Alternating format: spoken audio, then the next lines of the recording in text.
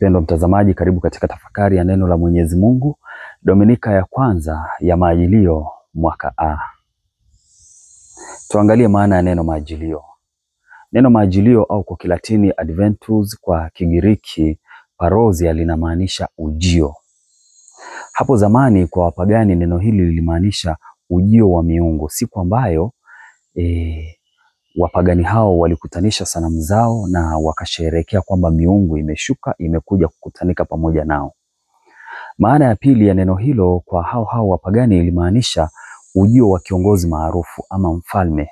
Kwa hivyo basi, kama kulikuwa na ujio wa kiongozi, wao walisema kuna maajilio. Kwa hiyo watu walijiandaa, walitengeneza barabara ili mfalme huyo aweze kupita, wakaandaa eneo ambalo mfalme huyo au kiongozi huyo maarufu atakuja kufanyia mkutano. Katika kanisa neno hili limekuwa maarufu hasa kuanzia karne ya 4 hadi ya 6, lakini zaidi kipindi cha Baba Mtakatifu Gregori Mkuu, ambaye alikuwa papa kati ya mwaka wa 590 mpaka mwaka wa 604. Papa huyu alifanya marekebisho makubwa katika liturujia, na mojawapo ya marekebisho hayo ni kuweka wiki 4 kabla ya Krismasi, ambazo kwa sasa tunaziita maajilio, kipindi cha maajilio. Katika hizo wiki 4 basi, wiki ya kwanza hadi ya pili aliitenga maalum kwa ajili ya kutafakari ujio wa pili wa Kristo, na hicho ni kipindi cha kwanza cha maajilio kinachoanza tarehe 1 hadi tarehe 16. Tunatafakari ujio wa pili wa Kristo.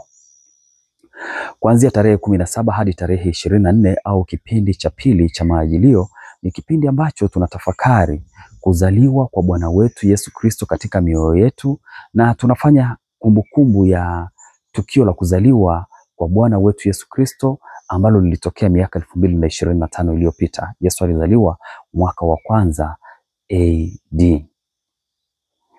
Katika maandalizi haya yote ya kuelekea Krismasi, tunatambua kwamba Yesu yuko pamoja nasi katika sakramenti za kanisa, yuko pamoja nasi tunapolisoma neno lake, na anatujia na anazungumza pamoja nasi. Lakini kwa namna ya pekee katika kipindi cha maajilio tunaalikwa kutafakari kwa ukaribu zaidi juu ya ujio wa pili wa Kristo na kuzaliwa kwa Bwana wetu Yesu Kristo katika mioyo yetu hapo tarehe 25 Disemba, tukio tu la kihistoria. Na sasa tuangalie tafakari ya masomo ya leo. Somo la kwanza latoka katika kitabu cha Nabii Isaya sura ya 2 aya kwanza hadi ya 5. Nabii Isaya aliishi katika ufalme wa kusini katika mji wa Yerusalemu kati ya mwaka wa 750 mpaka mwaka wa 700. Alihubiri kipindi ambacho walitawala wafalme wa 4 katika taifa hilo la Yuda. Alianza huduma yake kipindi cha mfalme Uzia, aliyekuwa mfalme jeuri, aliyejifanya kuwa kuhani na Mwenyezi Mungu akamuua kwa ukoma. Ukirejea kitabu cha pili cha Mambo ya Nyakati sura ya 26 tunajifunza hayo. Baada ya mfalme Uzia alifuata mwanaye aliyeitwa Yotham. Huyu alikuwa ni mwema, alitengeneza lango la kuingia hekaluni, lakini alishindwa kukemea ibada za sanamu katika miji ya Yerusalemu. Baada yake alifuata mwanaye aliyeitwa mfalme Ahazi, aliyetawala kati ya mwaka 730 mpaka mwaka 715.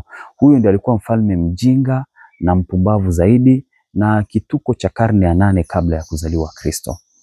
Mfalme huyu pamoja na maovu mengi aliyoyatenda mbele ya Mwenyezi Mungu, walau haya ni ya kukumbukwa. 1, aliabudu sanamu. 2, alizichukua sanamu hizo akazipeleka hekaluni na akawaalika watu wa Uyahudi wa Yerusalemu waziabudu sanamu hizo katika hekalu la Mwenyezi Mungu lililojengwa na mfalme Suleiman. 3, akategemea msaada kutoka kwa Waashuru badala ya kumtegemea Mwenyezi Mungu pale ambapo alitishiwa na mataifa mengine wakiwemo ndugu zake wa Israeli wa ufalme wa kaskazini. Na kwa sababu hiyo basi Nabii Isaya katika kitabu cha Nabii Isaya sura ya 7 aya 14 anatangaza kwamba kuna kipindi ambacho atazaliwa mfalme mwingine ambaye ni tofauti kabisa na Ahazi. Baada ya mfalme Ahazi alifuata mwanaye Hezekia. Hezekia alikuwa ni mwema.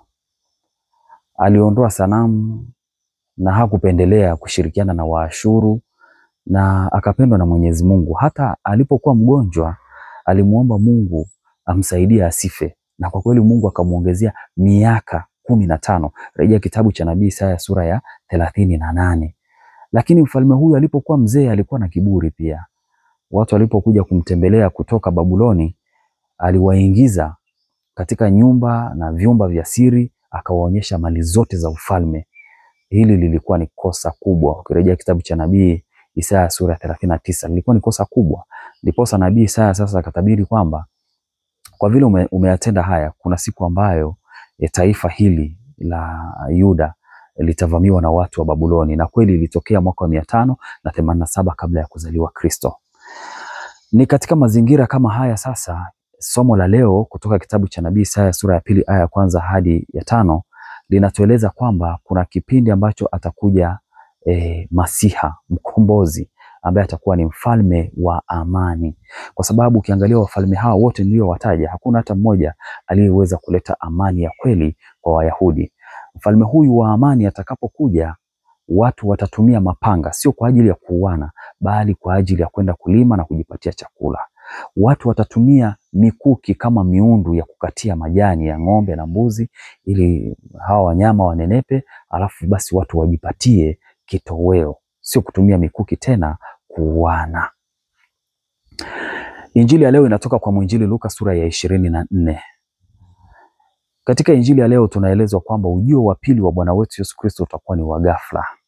Itakuwa kama vile kipindi cha Nuhu. Watu watakuwa wanafurahia maisha, wanaendelea na shughuli zao, na Yesu atakuja na hukumu itatolewa. Somo la pili linatoka katika waraka wa Mtume Paulo kwa Warumi sura ya 13 aya ya 11 hadi ya 14. Somo hili linatualika kukesha. Tuishi kama tunavyoishi muda wa mchana.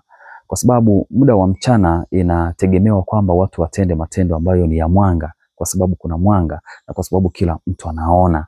Kwa hiyo basi matendo ya mwanga yatendwe. Ni ujumbe upi tunaoupata katika masomo ya leo? Tunapata ujumbe ufuatao. Katika somo la kwanza, ujumbe mkubwa unaojitokeza ni kwamba Kristo atakuja, atarudi tena. Katika Injili, ujio wa Kristo wa pili utakuwa ni wa ghafla. Utakuwa ni wa ghafla. Hakuna ambaye anajua siku wala saa. Na ujumbe wa tatu sasa, tukeshe. Tukeshe. Somo la pili linatueleza hayo. Tukeshe. Tukeshe kwa kufanya nini? Kwa kutenda matendo ya mwanga na kuepuka matendo ya giza.